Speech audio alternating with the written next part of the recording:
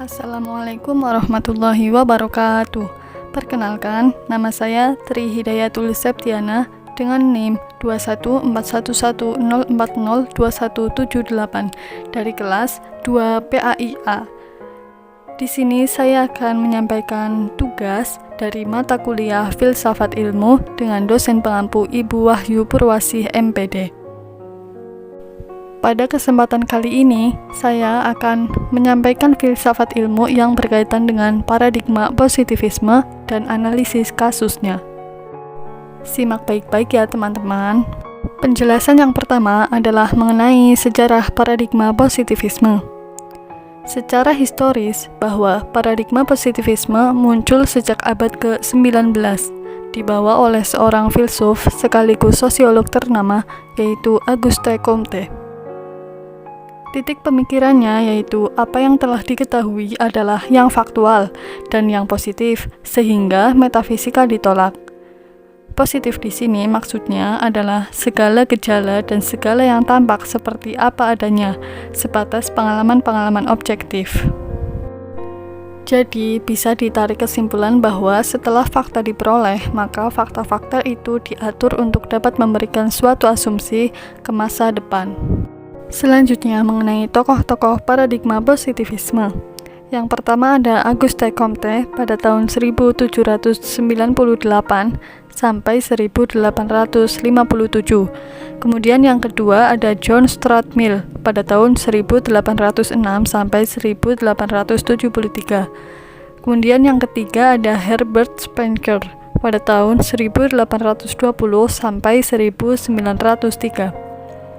Yang keempat ada Emile Durkheim pada tahun 1852 sampai 1917. Yang kelima ada Henry Saint-Simon pada tahun 1760 sampai 1825. Selanjutnya mengenai pengertian paradigma positivisme. Positivisme berasal dari kata positif yang artinya faktual, yaitu apa yang berdasarkan fakta-fakta. Menurut positivisme, pengetahuan kita tidak boleh melebihi fakta-fakta. Oleh karena itu, positivisme menolak metafisika. Dalam hal ini, bisa disimpulkan bahwa positivisme adalah suatu aliran filsafat yang menyatukan antara ilmu alam sebagai satu-satunya sumber pengetahuan yang benar dan menolak aktivitas yang berkenaan dengan metafisik. Tidak mengenal adanya spekulasi dan semua didasarkan pada data empiris. Selanjutnya yaitu perkembangan pemikiran manusia. Di sini terdapat 3 tahap. Tahap yang pertama yaitu tahap teologis, tahap yang kedua yaitu tahap metafisika, dan tahap yang ketiga yaitu tahap positif. Pada tahap pertama yaitu teologis, manusia menafsirkan gejala-gejala di sekelilingnya secara teologis, atau selalu mengaitkan kekuatan roh, dewa-dewa, atau Tuhan. Kemudian pada tahap kedua yaitu metafisika, manusia menganggap di setiap gejala-gejala terdapat kekuatan abstrak yang dapat diungkapkan. Pada tahap inilah sangat dijunjung tinggi oleh manusia. Kemudian tahap yang ketiga yaitu positif, manusia telah memiliki kemampuan untuk berpikir dan mencari hukum-hukum indrawi kausal alam semesta dan kehidupan manusia. Nah, pada tahap inilah ilmu pengetahuan mulai berkembang, dan semua yang diketahui manusia berasal dari data empiris atau pengalaman indrawi. Yang selanjutnya yaitu perkembangan mengenai paradigma positivisme. Di sini terdapat 3 tahapan positivisme. Yang pertama yaitu positivisme sosial. Di sini diungkapkan oleh pemikir-pemikir pendukung positivisme sosial. Di antaranya ada Auguste Comte, John Stuart Mill, dan James Mill. Kemudian yang kedua yaitu positivisme evolusioner yang diungkapkan oleh Herbert Spencer. Dan yang terakhir yaitu ada positivisme logis atau lingkaran Wiener yang diungkapkan oleh John Whitsom. Nah, dari positivisme di atas, kita dapat menarik kesimpulan bahwa perbedaan dari ketiga positivisme antara lain. Yang pertama, positivisme sosial adalah aliran positivisme yang hanya bisa dicapai dengan penerapan ilmu-ilmu positif, dengan mengandalkan ilmu pengetahuan. Kemudian, positivisme evolusioner secara umum mirip dengan positivisme sosial, sama-sama percaya akan adanya kemajuan. Tetapi, Positivisme evolusioner mengandalkan interaksi manusia. Kemudian, positivisme logis adalah aliran positivisme yang memfokuskan diri pada logika dan bahasa ilmiah. Selanjutnya yaitu ciri-ciri paradigma positivisme. Menurut Gahrel Adian, ada 6 ciri-ciri paradigma positivisme. Yang pertama adalah bebas nilai. Bebas nilai di sini berarti mengamati sesuatu yang menghasilkan objektif. Kemudian yang kedua ada fenomenalisme, berarti mengamati gejala yang tidak melibatkan metafisika. Kemudian yang ketiga yaitu nominalisme, berarti kebenaran berdasarkan teori-teori, bukan kenyataannya. Yang keempat, reduksionisme, berarti menyederhanakan kenyataan menjadi fakta-fakta.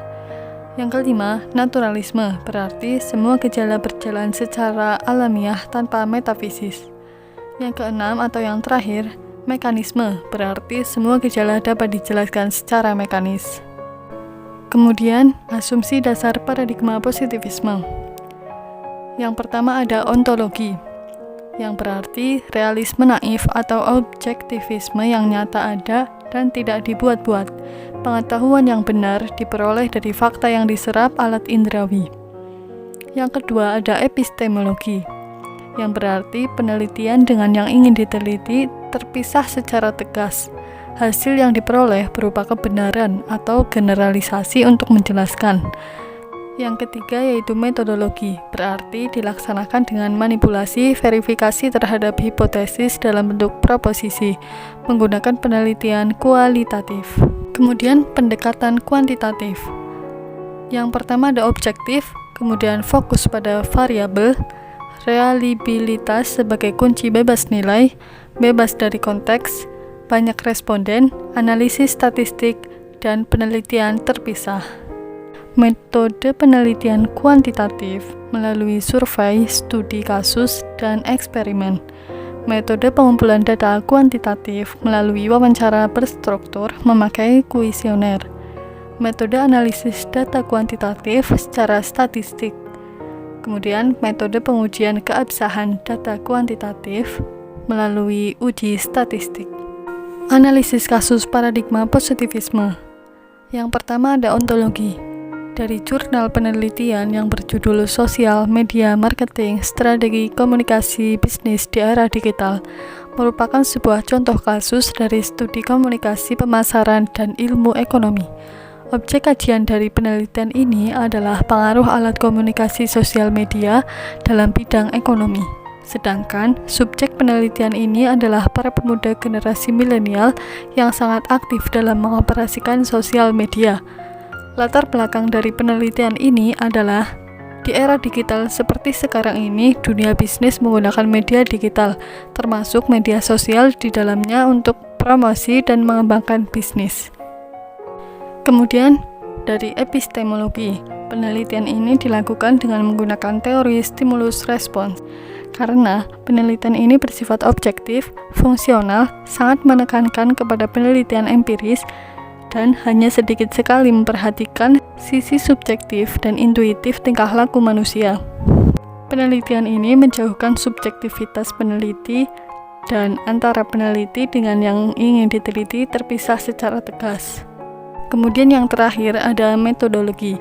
Dari semua penelitian di atas, peneliti ini menghasilkan bahwa adanya respon dari para generasi milenial yang terdorong untuk memanfaatkan sosial medianya untuk digunakan sebagai ladang pengembangan bisnis dalam dunia ekonomi.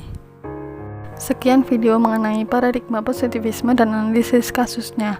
Terima kasih. Wassalamualaikum warahmatullahi wabarakatuh.